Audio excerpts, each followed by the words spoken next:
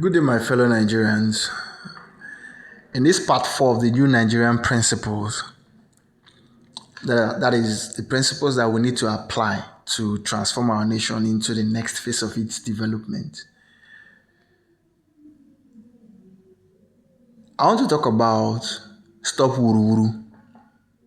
You see, this wuru wuru lifestyle that we live is one of the reasons why we are where we are.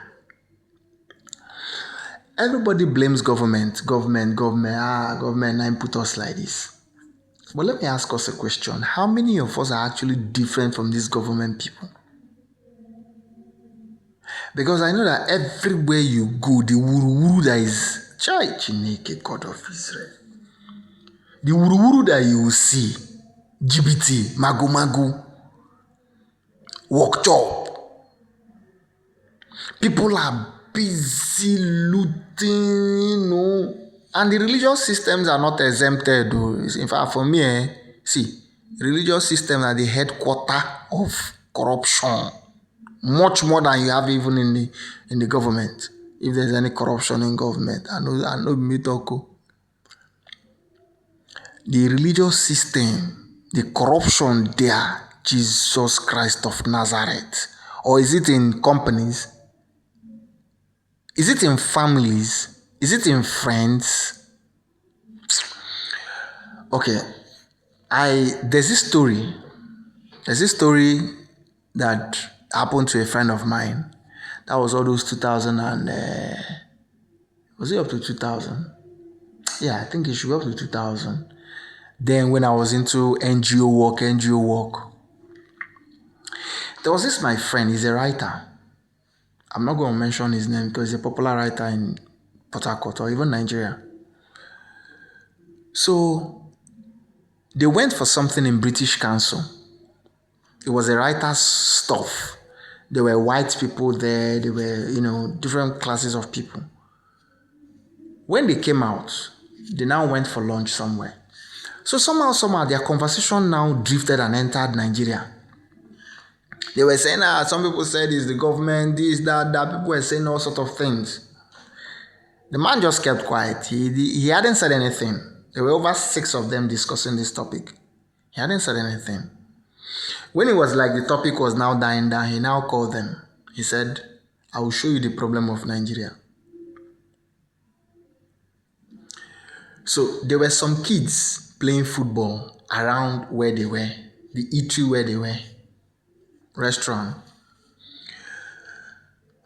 The white man now called one of the kids. He came. Now, the ball they were playing was all this, I think they call it 2-a-side. I'm not a football fan, so I don't really know much there, but I think it's 2-a-side because this team was 4-4. Then they had about 6 people outside waiting to enter and play. He called the boy. He gave him 200 naira. He said he should go and buy biscuits for all of them to eat. All of them that are playing the ball. Not the fans watching. Them playing. Now, where they were standing was very far from the football field. Let's say about 6 or 7 pools. This boy is a small boy. All these boys were small. None of them was up to 15. This boy now went to buy the biscuits. As at then, this biscuit of 100 naira now, 2025, July. As at then, that biscuit was 10 naira. All those biscuits of 100 naira now were 10 naira then. This boy now went to buy these biscuits.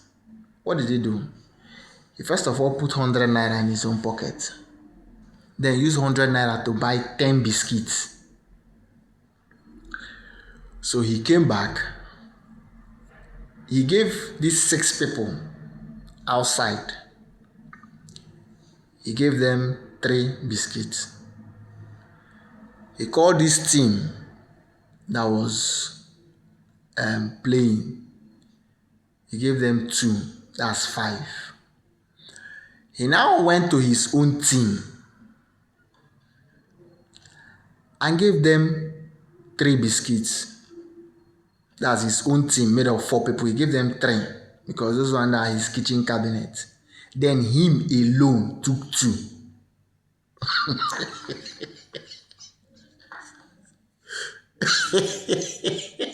He took two as the chairman.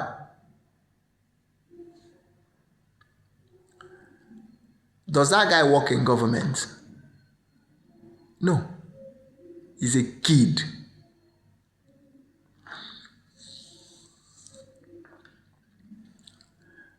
Every day we complain and complain and complain. But the truth is, we are not different from the people in government, because the people in government are chosen from amongst us. They didn't import them from Jupiter or from outer space, or from the distant galaxies, Pegasus or somewhere. They didn't come from the end, towards the end of Laniakea or supercluster. They did not even come from Mercury or Venus, our closest neighbor. I'll be saying Mars, okay, Venus and Mars, Venus this way, Mars this way. They came from Nigeria, from the core, the heart of Nigeria. And the way they behave while in government is the way they were behaving. I was with somebody the other day. We're just having a conversation. And the conversation now drifted into sending somebody on errand, and the guy made some change. So the guy was now saying that, that one is part of it. Meaning that he wasn't supposed to return the change to the people that sent him on the errand, because that one are in choppings. So it's a norm. Now, but a lot of us will want to say it's because the government is doing it, that's why we're doing it, or because people in government or people in power are doing it, that's why I'm doing it. It's a lie. It's not because the people in power are doing it. Because we've had these cases of where you had a father who was a smoker, had a few children, boys. Some said, I don't like daddy because he smokes. Doesn't he know that smoking is not good? And some said, I like daddy because he sends me to go and buy a cigar. Because he knows that based on the fact that daddy sends him to go and buy a cigar, it provides an opportunity for him to start smoking early. And there are a couple of people that have started smoking from that method. Maybe their elder brothers or sisters or somebody, or an uncle or someone close to them was sending them on such errand. Now, but the truth is, even if these people were not sending these guys on errands, these guys will find a way and start smoking early. But what gives them the morale is that if I start smoking, my father cannot say anything because he smokes. So it is the same experience, but two different reactions. If we were clean and we had people in power behaving anyhow, see, they cannot remain in power. The maximum they can do is that once that tenure finishes, the clean society will make sure that no man of a deplorable character, questionable character will climb up that chair. Because even if you come out to say, I want to become this, I want to be this, your village people go to ask you, say, what do you have to offer? You that we know that has nothing upstairs. Because we have people that can't even read speech leading us. And that's the price that good men pay for keeping silent. Yes, when you keep silent, you'll be ruled by extremely base people who don't even know what leadership is. How many of our leaders, how many leaders, I'm not talking of the political class, how many leaders in Nigeria can collectively or can define leadership? How many? Even the graduates that are graduating from Nigeria, how many graduates from Nigeria University can define leadership? I'm not talking about conceptual definition, the one that you know. The only definition, that man a bad leader, he don't think for them when he finish. That's the criteria for which we use in judging leaders. So, when you talk about wuru-wuru, for every one wuru-wuru man that is a leader, there are 100 wuru-wuru people waiting to go and do their own wuru-wuru inside that office. Whether it's public, private, religious, family, this. There was an uncle of mine whom was telling me a story. He said, one day we were just talking about Nigeria and all that. He said something. He said that even in the traditional setting, that the amount of wuru-wuru inside now is terrible. Because he is a chief. He said in their village, if you call meeting now, if they call meeting now, that person that declares drink is the all and all. Whatever he says people will support him. Whatever he says, people will support him. And those people that are supporting him simply because they have guzzled from the nozzle. So even you that has a good thing upstairs, you are saying something. You see somebody that is young enough to be your child will be asking you that, are you not hearing what this man is saying? Why are you saying this thing you are saying? Because he has taken maybe kai that schooled in Europe called brandy, or one is it vodka, or what's that, Glenfiddich, or the popular one Red Label. All these things are kai, all of them are kai, whether it's Glenfiddich or kai whiskey, either in Europe or Poland or whatever. Vodka is kai that schooled in Poland, because that's where vodka was created. So you see that a youth who should plan himself and be responsible is now supporting somebody who has nothing to offer simply because he has taken one boat. Now, how can a society become better when people are not saying anything? When people just keep mute and are enjoying the proceeds of that evil? It can't work. It can never work. So we need to stop that wuru life. I'm not saying that you must be in government to stop wuru life. And that's your office. That's your office where they work, where they do small wuru. Because I've heard some cases of where people were promoted in their office. They say they are not going. And if they go, and one day here. Why? Because there's some undercurrent, crude oil that is passing that rubs their mouth. So you want to close that choppings and remove him from that office, and lie, he will stay there. He who goes to equity must do so with a clean hands. And if we seek a transformation for our society, it's not about condemning the government, because the government is us. Government of the people, for the people, and by the people. Yes, we all know nobody practices true democracy. But the inaptitude or the ineptitude, or the laxity of the people, which is manifested in easy way out, because that's the path we've chosen that is causing this wuru. We like easy way out, easy money.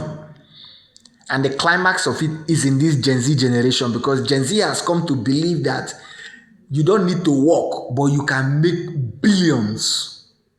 But you don't need to work for it. You can just sit down in your house, do small, and the money will start coming. Which, for me, in my own dot connection, I will say that what we see in Gen Z is a product of years of decadence, years of laxity, years of carelessness on our own path. Because Gen Z epitomized a lot of things that were hidden in the past generation. What Gen Z is doing is not new. After all, you have a lot of parents from the older generation supporting Gen Z, especially with Yahoo.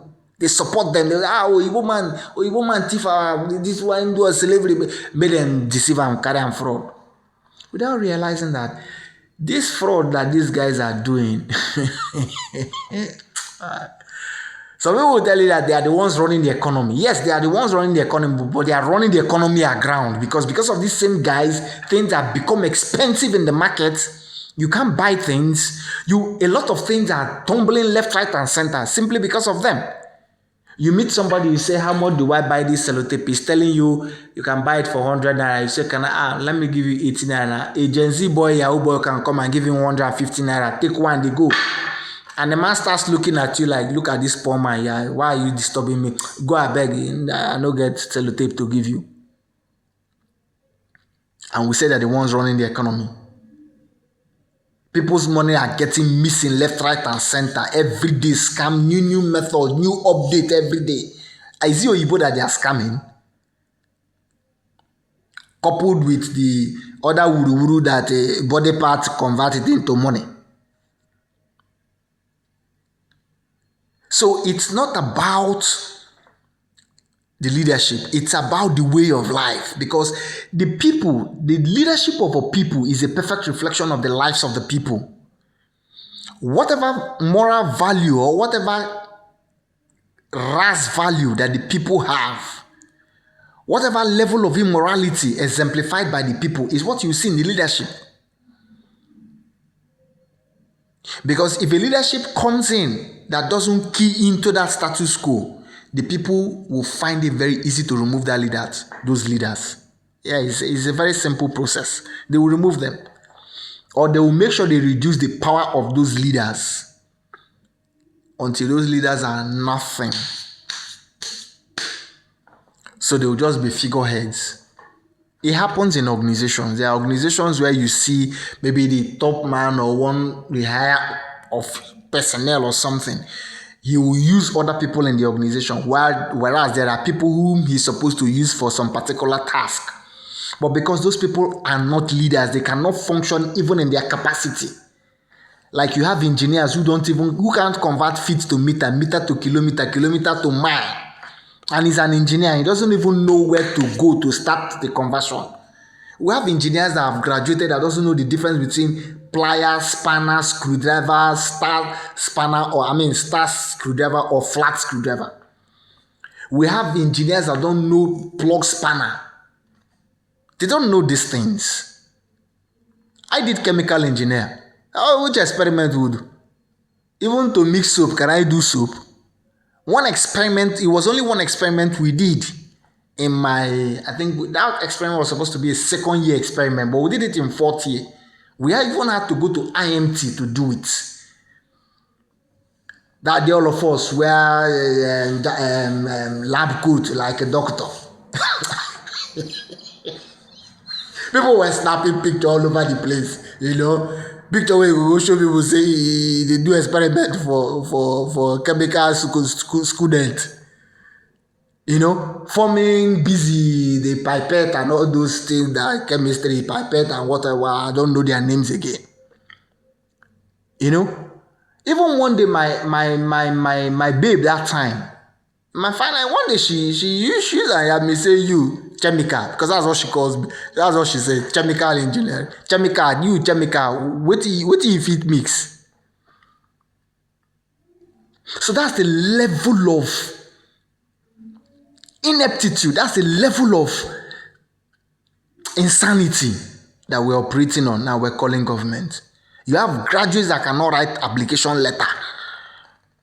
Yes, I know so, because I've done some level of employment in the past. I've employed for people, I've interviewed for people. And when I see certain applications, my heart bleeds. That's when I know that Nigeria, oh boy, easy. Even the secondary school leavers write better application than university graduates. Maybe because they've taught them letter writing in school and all that. So the secondary school leavers write better application than graduates. But those graduates that can't even write this application letter, when you ask them how much should I pay you, that's where you will know that money talks. They will quote one figure for you that you wonder.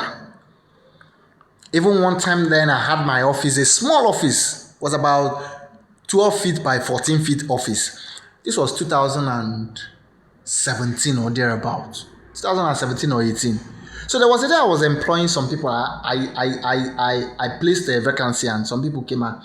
I wanted to say, okay, let me employ some motivational speakers so we can go and be teaching people and doing things and doing trainings.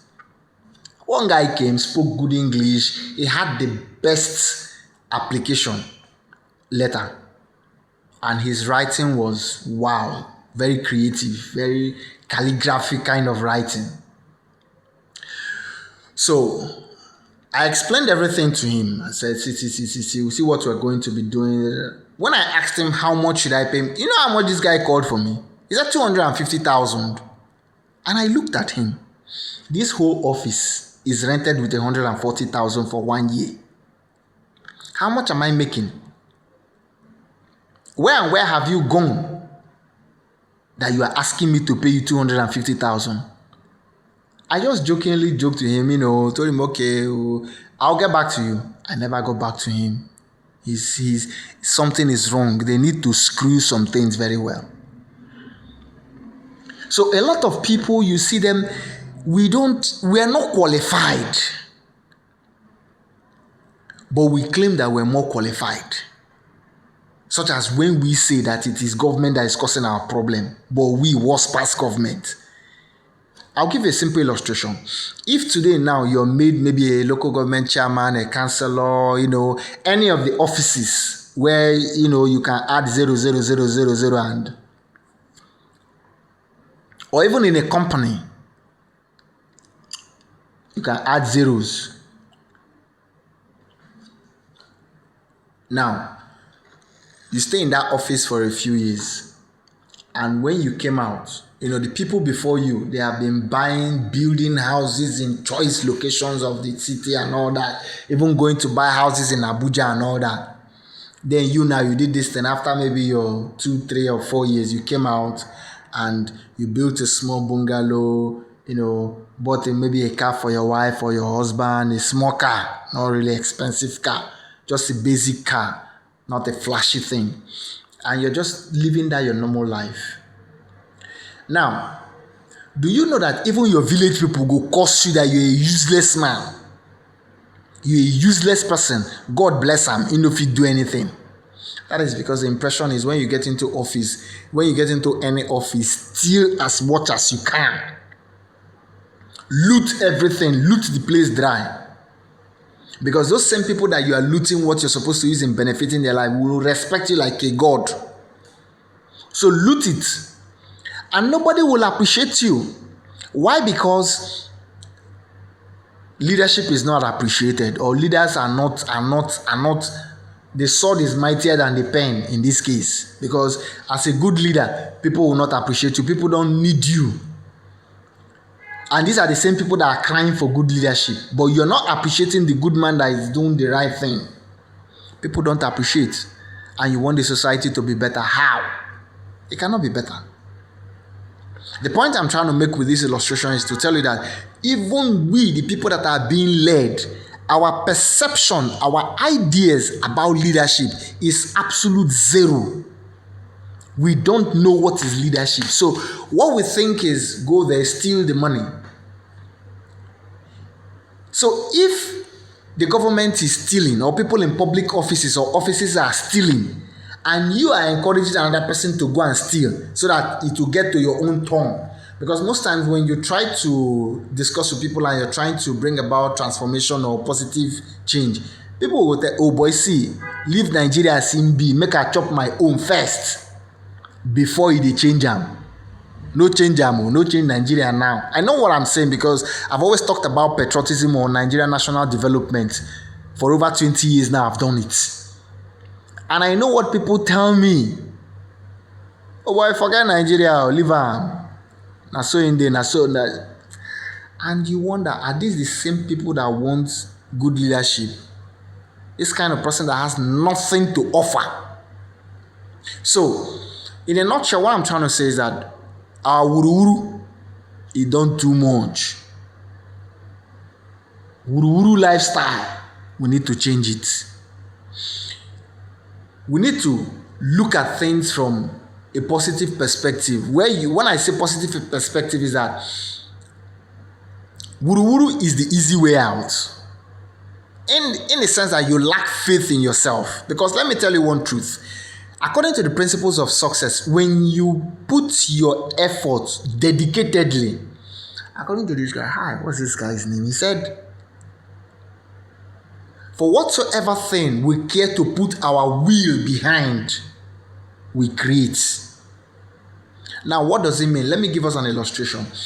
As a young man, you can be a young man and you say, you don't even have anything, you're not working. You say, before December this year, I must marry.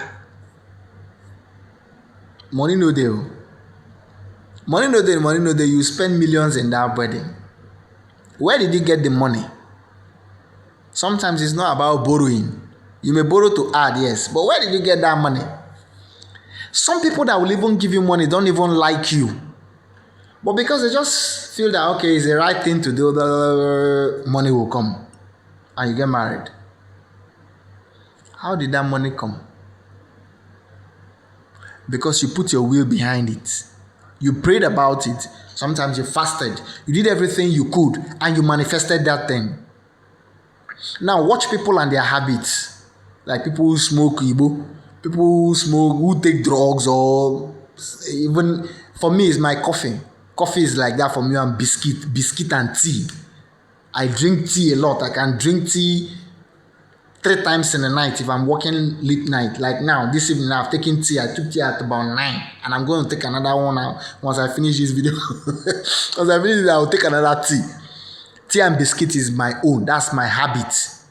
Now, you will find out that irrespective of how difficult the economy is, that's your habit is always there for you. If it's goof always there. If it's banana day.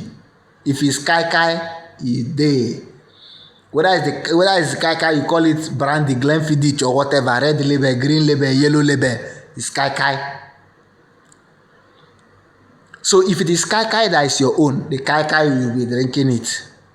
So that shows you that we have the capacity to manifest whatever thing that we put our wills behind.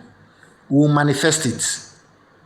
This means that if you put your will behind your vision, your goals, your dream, you will manifest it the right way. There have been billionaires, there have been millionaires who manifested wealth as first generation millionaires. They did not steal. It's hard work, dedication. They have good work ethic.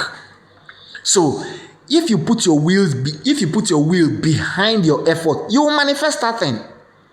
But what happened is when there are certain things we put our wills behind and there are certain things we just ignore.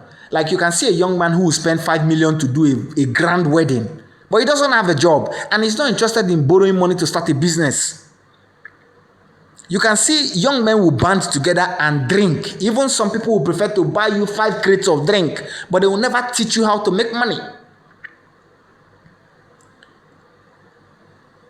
So I think that we need a reorientation that enables us to adjust our perspective and begin to see ourselves like we can do it by our efforts, not by stealing. Because what is happening is everybody is stealing the national bread, which is grade 1 high voltage wuru mago. Let me all this is mago. We're doing wuru and we believe that through wuru we'll be successful. My dear, you see this life that we're living. Every human being has the capacity for success because greater is the power within you than everything you see in the manifest world. That's why in physics, in quantum physics, there's this saying that the laws of physics are just a mere suggestion. I like that thing. The laws of physics are just a mere suggestion. That means that you can create whatever thing you want. Okay, so let's believe in ourselves. Let's believe that when we put in the effort, the dedication, the diligence needed for success, we will achieve success. Not by wuru, not by wanting it the quick way. Because the truth is, we can do it the right way. Okay, so let's work towards doing it the right way, and the right way will manifest itself. We can be super successful. Nigeria is a great nation. I believe in Nigeria. Cheers.